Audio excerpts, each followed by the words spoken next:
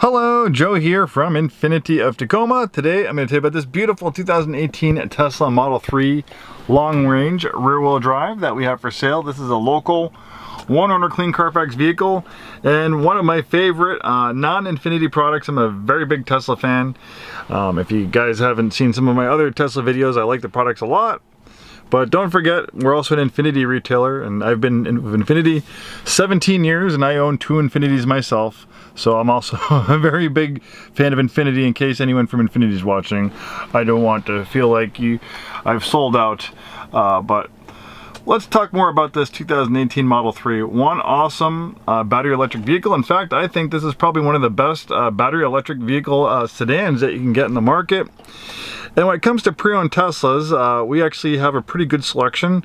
One of my jobs as a used car manager is to buy used cars for inventory to sell. And since I like Teslas, I like to buy used Teslas. So we have a long-range all-wheel drive for 2020 at the time of making this video. I also have a 2021 Model Y long-range all-wheel drive and a 2018 Model S 75D at the time of making this video, all purchased by me because I like Teslas.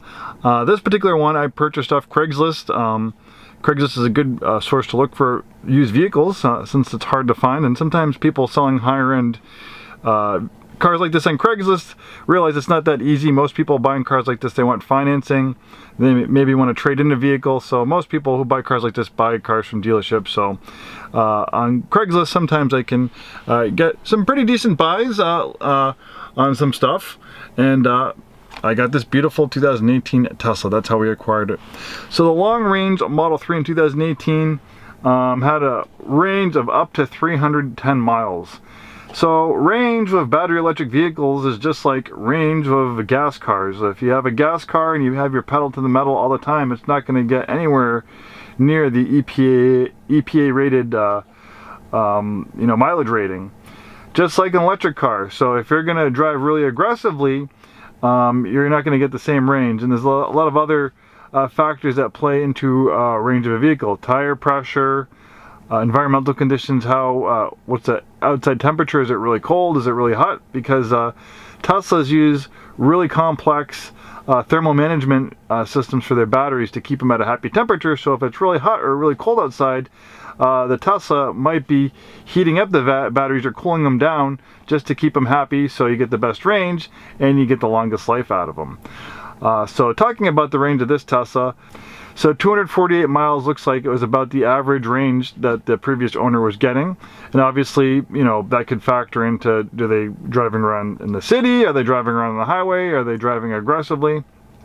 So in the real world, you're probably going to get between 200 and 300 miles of range, depending on how you're driving. So, some people might be a little bit shocked, oh, why am I not getting 300 miles of range out of my Tesla? Well, there's a lot of different variables. And of course, some instances you could have a battery that is bad, but luckily there is a long warranty on Tesla's batteries. This is still under warranty. So obviously you can see with electric vehicles that the range isn't always exactly what the EPA advertises, just like on gas-powered cars. So some people buy Teslas and they expect them to go the EPA estimated 310 mile range, and that's not always the case. And the other thing too is for charging. You can set the limits of charging, so that plays a factor in it too. So for instance, if you're going on a long road trip and you want to get maximum range, you can take this here and see they have bars for trip. You move it all the way over, and that allows the battery to be charged to the maximum amount. But the way batteries work is that the closer they are to getting full, the longer it takes to charge. The last 10% of charge on a battery on an electric vehicle can take a long time. It can take an extra 20 or 30 minutes. But for instance, like if you have almost 0 miles, maybe you go into a supercharger with 10 or 15 miles of charge, you'll notice that you're gaining maybe 500 miles of charge an hour at that point. That's because the battery is empty, and the battery, electric, vehicle battery, or any battery, will recharge faster when it's empty. But generally, for happy battery life, you don't want to always fill the battery all the way up to the top, and just for charging reasons, so it won't take forever, you don't want to fill it all the way up to the top. So most people set their Teslas up so it's at 80 or 90% when fully charged. So that's some pretty cool stuff. Premium connectivity is a cool feature for Tesla. It's pretty much essential if you're going to own a Tesla. Premium connectivity basically gives you cell phone data. This has a cell phone transponder in it, so you can get data. You can use it obviously to access Google Maps for navigation. You can also use the data for streaming audio.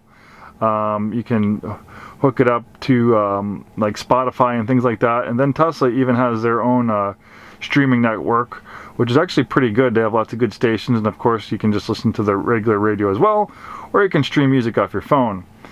But also premium connectivity is nice because of entertainment. You have this feature where you can access Netflix, Hulu, YouTube, and it works pretty good just as long as you have a decent cell phone signal. Obviously in areas where you have a weak cell phone signal, it's probably not going to be available. And then in areas where, obviously you have a really strong cell phone signal, you're going to have pretty good results. It looks like this one's taking a little time to open. Okay, I want to talk about Autopilot and full self-driving, because a lot of people ask about this on Teslas. So full self-driving is a feature that's in limited beta. So even if you have a Tesla that's equipped with full self-driving, or you subscribe to it, you're not going to be able to utilize all the features. There are some features you do get if you have the upgraded full self-driving, like navigate on autopilot, auto lane change, smart summon, smart parking, things like that. But it's not going to be able to drive by itself on city streets and stuff like that. Eventually that's something that will come along, but what we do have on this one is that we have autopilot, with convenience features, or more known as basic autopilot. So basic autopilot surprisingly offers a lot. Auto steer, you get auto steer. Auto steer feature is currently in beta. Auto steer is a driver's assistant feature, does not make your vehicle autonomous. Please use it only if you pay attention to the road, keep your hands on the steering wheel, and be prepared to take over at any time. Auto steer is designed for use on highways and have a center divider, clear lane markers, and no cross traffic. It should not be used on highways that have very sharp turns or lane markings that are absent, faded, or ambiguous. Auto steer is currently in beta, which we say to encourage a higher level of vigilance.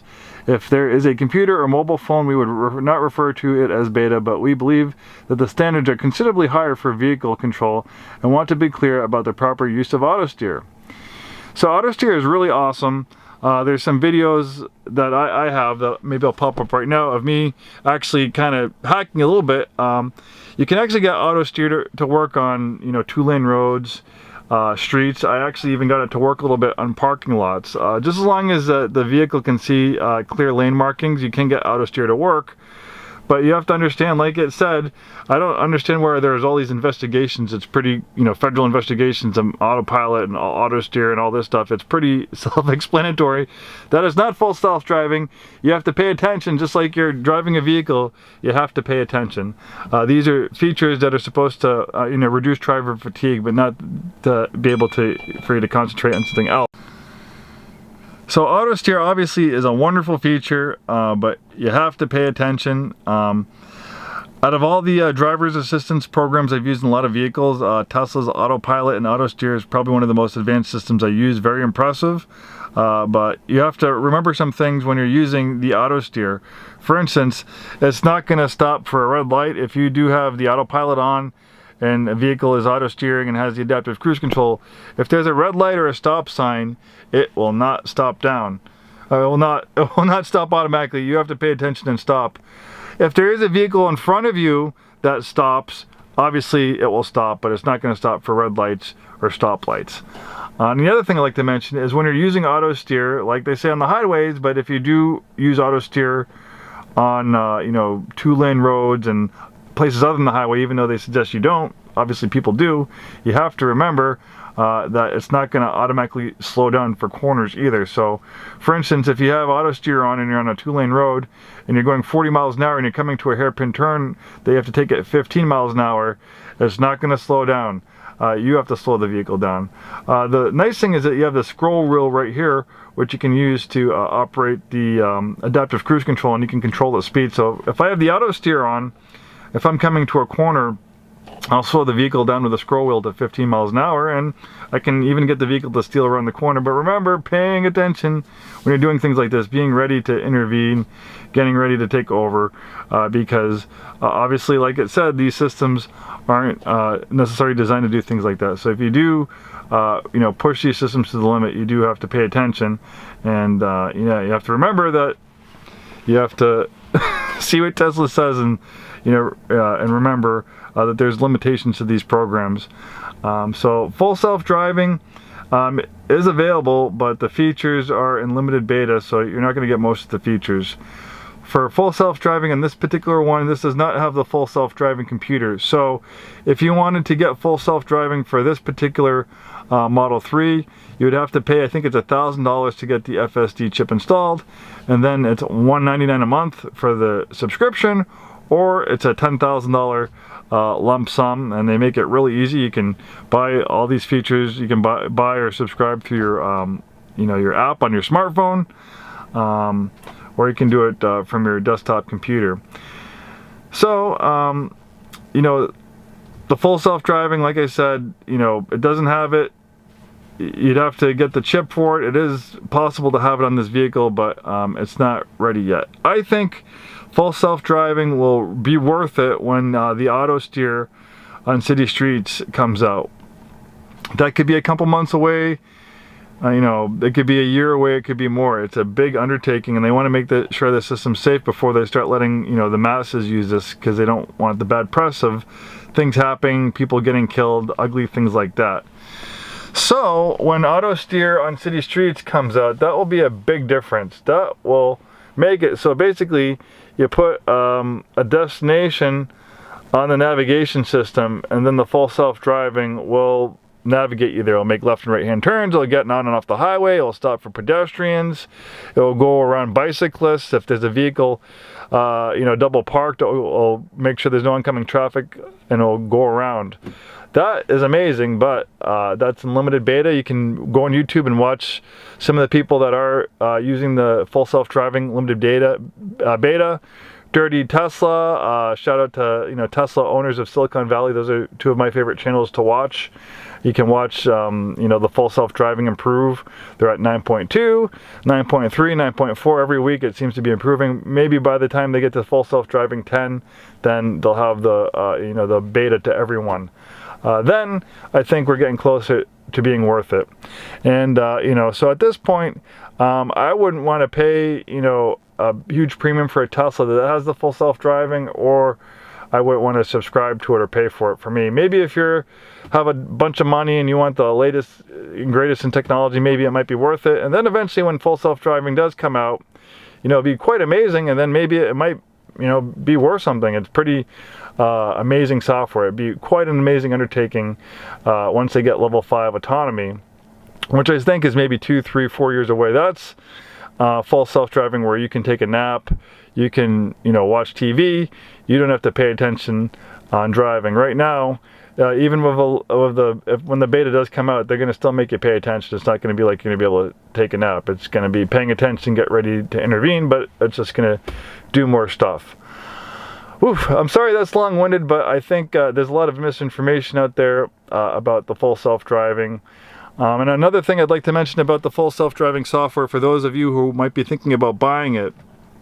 This is not 100% fact. This is anecdotal, but I've heard enough from a few people. I've seen some shorthand circumstances where I think this is the case. I've talked to Tesla support on some Teslas we've owned before, and they've kind of alluded that this could be the case as well, is when you buy features on Teslas like full self-driving, they don't always stay when you change with a vehicle when you change ownership. So for instance, this is the way I interpret things right now. If you bought this Model 3 brand new At the time of buying it, you also bought the full self-driving. It's going to stay with this vehicle for the life of the vehicle, no matter how many owners it has. But let's say you bought this Tesla, then a year later you decided to buy the full self-driving. That's a little bit different. You didn't buy it with the vehicle. It's not in the window sticker. Well, guess what happens? You sell it to someone else. When you do the software update and you change ownership of Tesla, guess what? That full self-driving just disappeared because Tesla wants to sell it to the next person. They don't want it to change over. I've seen examples. My dad's in the car business. He bought a Tesla with full self-driving. The people bought it afterwards. They sold it to another person at the dealership. The full self-driving did not transfer, so that is an example of it happening. But what this does have, it doesn't have the full self-driving, but we do have a nice little perk. It's not as good as the full self-driving, but what this does have, it has unlimited premium connectivity. So usually premium connectivity is $10 a month, but this is an early enough model of the Model 3 that's grandfathered into the unlimited premium connectivity. So basically, you don't have to pay the $10 a month. You get the streaming, internet, streaming music, the Google Maps for the life of this vehicle. Pretty cool stuff. All right, sorry for that long-winded thing. It's always long-winded when I do these Teslas. I'll probably have to edit it down. It was so long I was even interrupted by 2 phone calls from work. So colors, anything other than the color white on Tesla Model 3s is a premium color. So this lovely shade of red was about $1,000 premium when it was brand new. And the wheels, this has the upgraded 19-inch wheels. I believe that was also a $1,000 upgrade when it was new. So the Model 3 is a compact sedan. Size-wise, it's similar to like a BMW 3 Series or Infiniti Q50, Lexus IS, Mercedes-Benz C-Class. Even though it's compact, it has lots of interior space. You don't have a drive shaft, you don't have a transmission. The floor is very flat because it's just a big battery pack underneath, so it does allow for lots of interior space on this Model 3. Another reason why these actually do great is taxi cabs, and they're popular for Uber and Lyft. We have these nice kind of all-season mats, a little bit extra storage under there as well. The thing that you also, I guess, have to think about, up front, you're probably going to pay more for a Tesla versus some of the competitors. But if you're comparing the Tesla maybe to owning an ICE vehicle, an internal combustion engine vehicle, or Teslas do make up for their initial high cost when you purchase it, is ownership costs. You have very low ownership costs with a Tesla because you go from a gas car that has 2,000 moving parts to an electric car that has 20 moving parts. If you looked at like a turbocharged gasoline engine, and then you looked at an electric motor, an electric motor is so much simpler, it's not even funny. Electric motors are very simple, just like your washing machine or your power drill. There's not a lot to go wrong.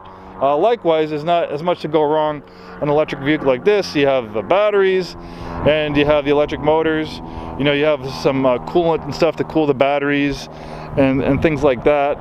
But not anywhere as complex, so servicing, things breaking should not be as much of an issue on a vehicle like this versus internal combustion engine. Obviously, you also have this frunk here, extra cargo space because there's no engine. And that also brings up safety issues. Because there's no engine there, you have a crumple zone that's like 60% bigger than a combustion engine vehicle. So with that huge crumple zone, this makes the Model 3 one of the safest vehicles on the road. Don't take my word for it. This is one of the safest vehicles you can buy. Also, a very low rollover risk because most of the weight is down low in that massive battery pack. The batteries are quite amazing on the Tesla. People wonder how long the batteries are going to last. Well, Tesla recently came out and said we actually expect the batteries to last longer than the vehicles. We anticipate when the vehicle is done being used, we want to take the batteries and refurbish them, put them in our commercial like mega packs, or put it in like a power wall, recycle them, things like that. So hypothetically, you know, you can get 300, 400, 500,000 miles out of a Tesla and its batteries before the drive units and the batteries are no longer good enough to be used anymore. And there are some examples. Obviously the Model 3 has only been out since 2018, but we can look at some earlier Teslas. For one example, there's a Tesla Model S, a 2012, with about 200,000 miles on it, still running great, and the battery pack is still at 80% capacity, or over 80%. So for 200,000 miles, the battery still has 80% of its capacity. That's quite remarkable. You know, if you look at a 200,000 mile internal combustion engine, it might be, you know, it might not be making its full power like it used to either. So there you have it. And obviously, you know, fuel prices are going up as well. And another front where you're going to save on money is on gas prices, especially if gas prices still continue to go up.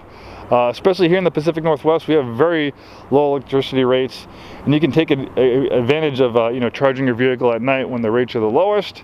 You can get 240 volt charging in your house, and you get a full charge by the next morning, so you'll never have to go to the gas station. Your house is a gas station. You come home at night, you plug your car in, you have a full tank of electricity when you wake up. And then if you do have to utilize the supercharging, Tesla's superchargers are remarkable. Usually you can get a full charge within 45 to 50 minutes. They're all over the place. Go to the grocery store, go to a coffee shop near the supercharger, and then it makes it go by pretty fast. Or you can sit in the vehicle, enjoy Netflix, enjoy YouTube, and while the car's supercharging, you can still have the heated seats on, or the air conditioning, depending on the temperature. Really is quite a remarkable system that they've developed. If you want one of the best battery electric vehicles on the road, check out this Model 3 long range. It will literally blow your mind.